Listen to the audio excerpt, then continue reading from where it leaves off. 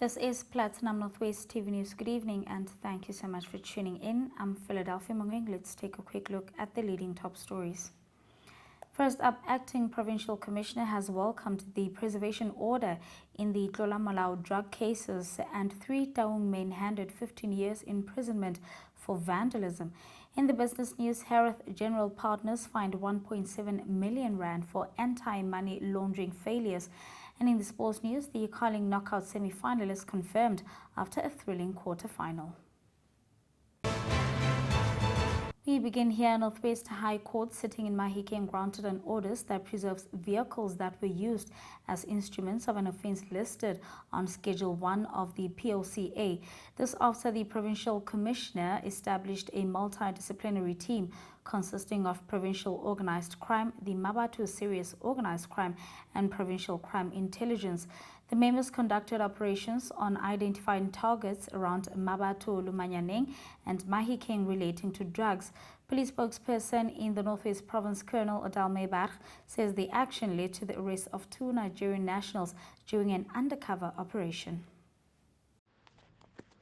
The Acting Provincial Commissioner, Major General Dr. Raino Naidu, has welcomed the preservation order granted on Wednesday, the 29th of October, by the Northwest High Court sitting in Mahikeng. The order, issued in terms of Section 38 of the Prevention of Organised Crime Act, preserves vehicles that were used as instruments of an offence listed in Schedule 1 of POCA, which is the Prevention of Organised Crime Act. The preservation order follows incidents that occurred in Mamelodi on Monday, the 11th of September of 2023, after the Provincial Commissioner established a multidisciplinary team consisting of Provincial Organised Crime, Mamelodi Serious Organised Crime and Provincial Crime Intelligence. The members conducted operations on identified targets around Mamelodi, Lomanyaneng and Mahikeng relating to drugs. The action led to the arrest of 2 Nigerian nationals during an undercover operation. From these operations, cash and 2 vehicles, a Volkswagen Polo and Volkswagen Vivo, which were allegedly used for trafficking of drugs, were seized. The Acting Provincial Commissioner welcomed the preservation order and commended the Asset Forfeiture Unit and the investigating team for their diligence in ensuring that criminals are deprived of the tools they use to commit crime. He further applauded the police and the NPA, noting that such collaborative efforts are critical in dismantling drug trafficking networks and protecting communities from the scourge of illegal drugs. In other news, the National Prosecuting Authority has welcomed the 15-year sentences handed down to Letlagonolo Selabedi, Thabang Kgalapa and Kenneth Chauke by the Taung Regional Court. The trio was convicted of tampering with essential infrastructure. The conviction stems from an incident that occurred in May 2024 in Pudumwe location, where police received information that 3 men were digging up copper cables near the Pudumwe police station. Acting swiftly, the officers proceeded to the scene and found the accused removing copper cables and loading them onto a truck. The stolen goods were valued at over 150,000 rand. 3 men who falsely claimed to be contracted by OpenServer were arrested after the company's area manager confirmed no such agreement existed. They were charged with tampering with essential infrastructure and pleaded not guilty during trial. Prosecutor Ribaona Mohoba led evidence from the area manager, who denied any employment or contract with the accused. In aggravation, Mohoba highlighted the broader impact of infrastructure tampering, including disruptions to electricity supply and the worsening of load shedding. Magistrate Puti Zulu agreed, calling the action selfish and harmful to Pudumeng residents. He sentenced each man to 15 years in prison. In more news, Minister of Social Development CCC Tolashe is scheduled to visit Huhudi in Vryburg in the Northwest Province on Friday to conclude the government's Social Development Month with a comprehensive outreach program. The visit, part of the Integrated Community Registration Outreach Program, aims to deliver a basket of social assistance services directly to residents of the Naledi local municipality and surrounding areas. The initiative is intended to improve the timely delivery of services and resolve community issues, particularly for vulnerable populations. The outreach program will also feature officials from other government departments, including Home Affairs and Health, ensuring residents can access a variety of services in one location. The minister will be accompanied by a delegation of senior officials, including the Northwest MEC for Social Development, Susana Janji, SASSA CEO, Themba Matlo, and NDA Acting CEO, Rapahle Ramakgopa. And on to this now, an organization against gender-based violence, Not in My Name International, has welcomed a decision of a suspect arrested for the Mamelodi double murder to abandon his bail application. 38-year-old Tebogo Mnisi made a brief appearance before the Mamelodi Magistrates Court yesterday following his arrest on Monday after he allegedly shot and killed his 22-year-old girlfriend Tiamo Moramaga and her 21-year-old cousin Baleseng Maramaga in Mamelodi East. The victim's friend Desmond Simang, who sustained serious gunshot wound, is recovering in hospital. The bodies of the two women were found on the street in Extension 7 of Mamelodi in the early hours of Sunday morning. Mnisi is facing charges of premeditated murder, attempted murder, possession of illegal firearms and ammunition. Dimaka Zohengwe brings us this story. Mo puisanong le Platinum Northwest TV, mokwaledi kakaretso wa Not in My Name International, Themba Masango o buile gore tirisodikgoka ya bong ke tlhobaboroko e kgolo e tlhokang tshwaraganelo ya baagi. O buile jalo ka fa ntle ga kgotlatshekelo ko mokgatlho ono le e mengwe ya dipolotiki go akaretsa le baagi ba neng ba ipelaetsa ka boikuelo ba gore Mnisi a se gololwe ka bail. Not in My Name International is happy that Tebogo Mnisi has abandoned bail in his double murder case of two young girls in Mamelodi. He's facing 5 charges, 2 counts of premeditated murder, 1 account of attempted murder, possession of a firearm, and possession of ammunition. He was arrested on Monday, the 27th of October at the field station in Pretoria. Cousins Tiamo and Baleseng Moramaga were found with a gunshot wounds at the head in Mamelodi East. And the court heard today that he has no previous convictions, no pending matters, and no outstanding warrants. However, we want to continue to say that the fight against femicide in the country needs to be doubled. All hands need to come on board and on deck, from business to politics, right through to civil society. We must make sure that we reverse these ills and seek the way that women are dying in our country. Bothati ba bosekisi ba bosetšhaba NPA ya re e tlile go tswela pele e lwa kgatlhanong le tirisodikgoka ya bong. Sebueledi sa NPA kwa kgaolong ya Pretoria ke Lumka Mahanjana. A 38-year-old man, Tebogo Mnisi, appeared briefly at the Mamelodi Magistrates Court where he abandoned his bail application. He faces 2 counts of premeditated murder, attempted murder, possession of unlicensed firearm, and possession of unlawful ammunition.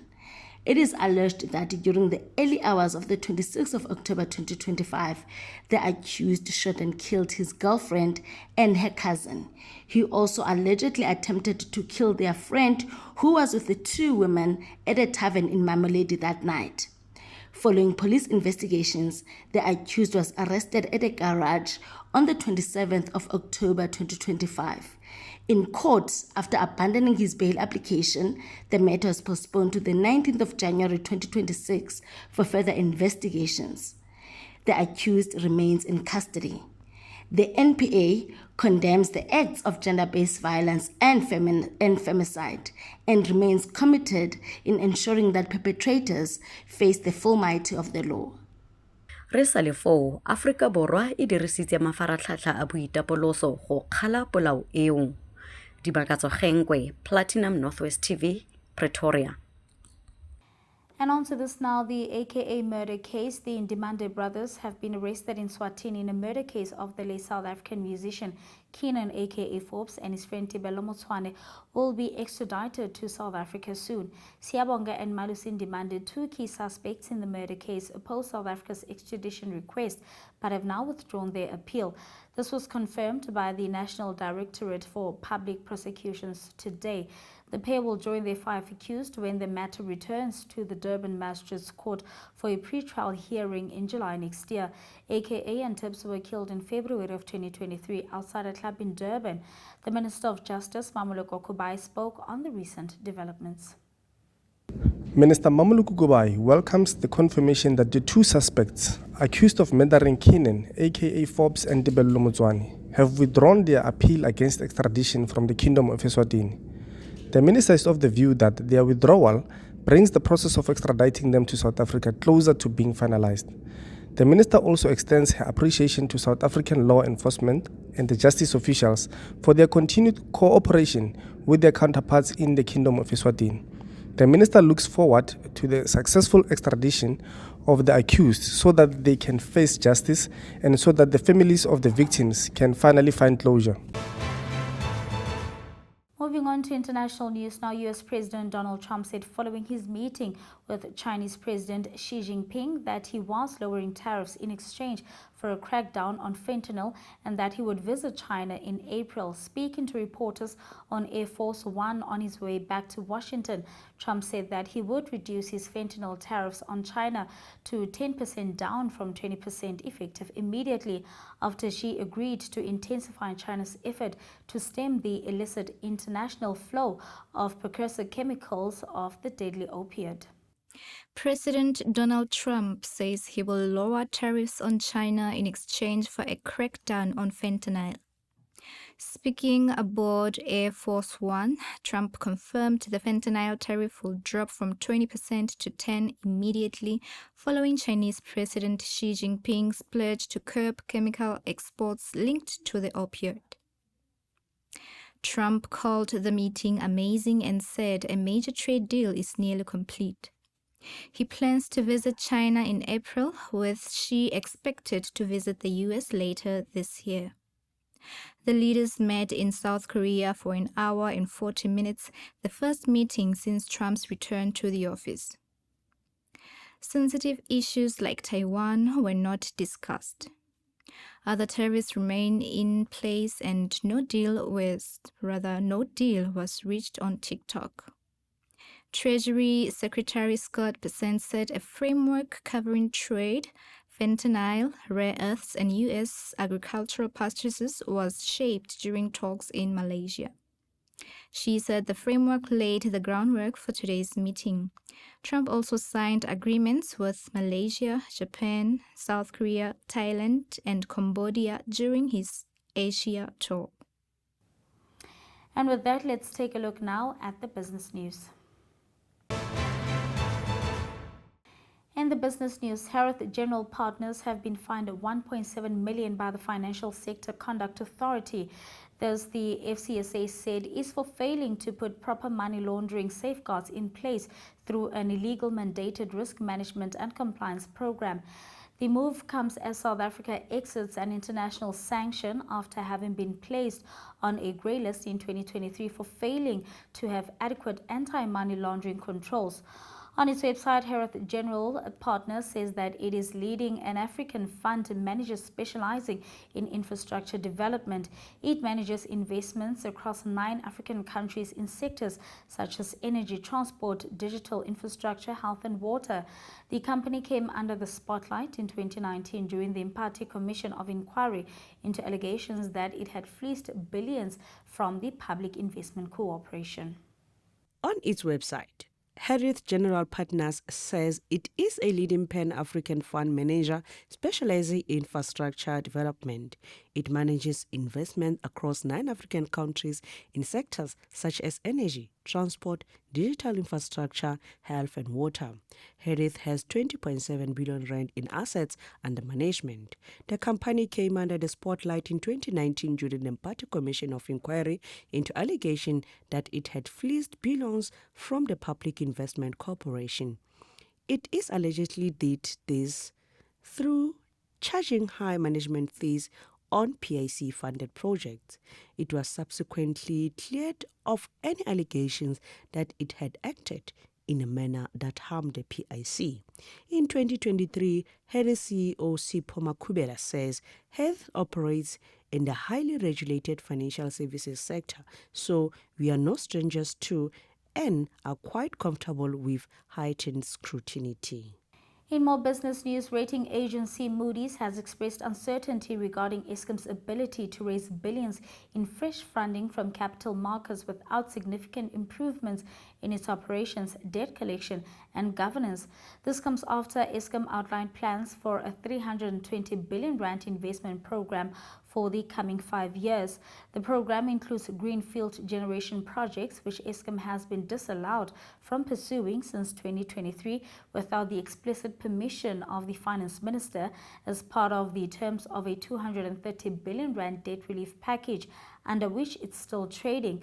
Speaking at the group results presentation earlier this month, outgoing CFO Khalib Kasim revealed that 43% or 139.5 billion rand of the planned capital expenditure would be directed towards generation, including 18.5 billion rand earmarked for renewables and gas projects.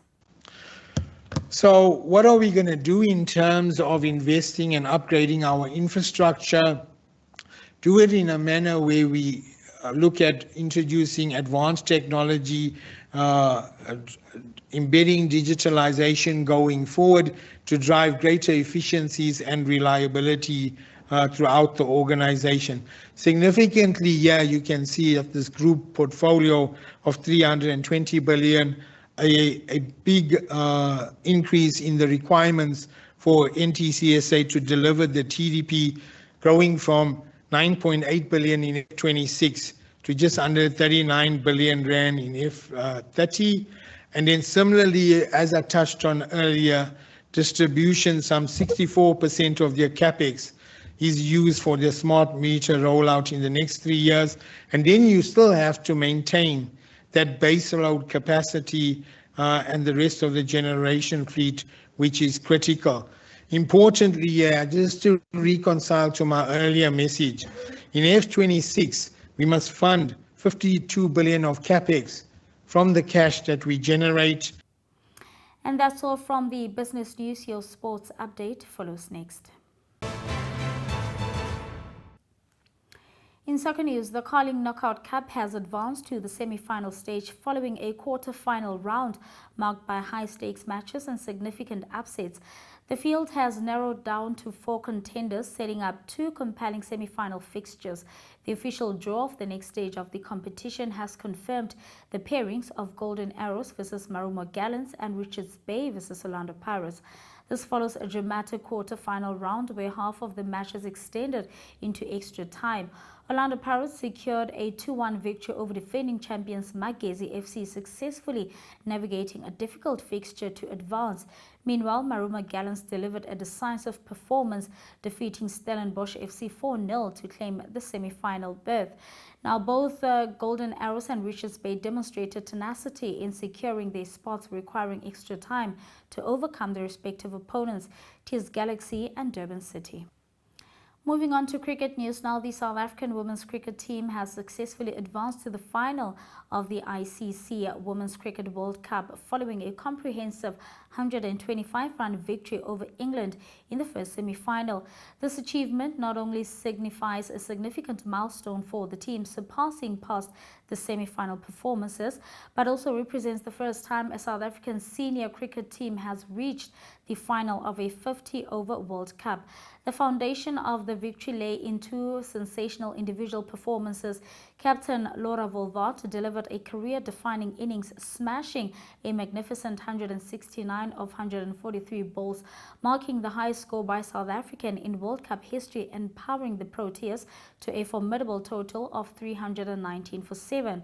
Then Marizanne Kaur produced a devastating spell with the ball, taking an incredible 5 wickets for just 20 runs. Her opening double wicket maiden over, which dismissed 2 of England's top 3 batters for ducks, instantly crippled the chasing side. Chasing a record of 320, England's innings never recovered from Kaur's early strikes, which left them reeling at 71 for 3. Kaur then returned to remove Shiva Brandt and finished the demolition, bowling England out out 494 in 42.3 overs. And that's where we're going to have to wrap it up for tonight. Thank you so much for watching. I'll be back again tomorrow evening. Till then, good night and take care.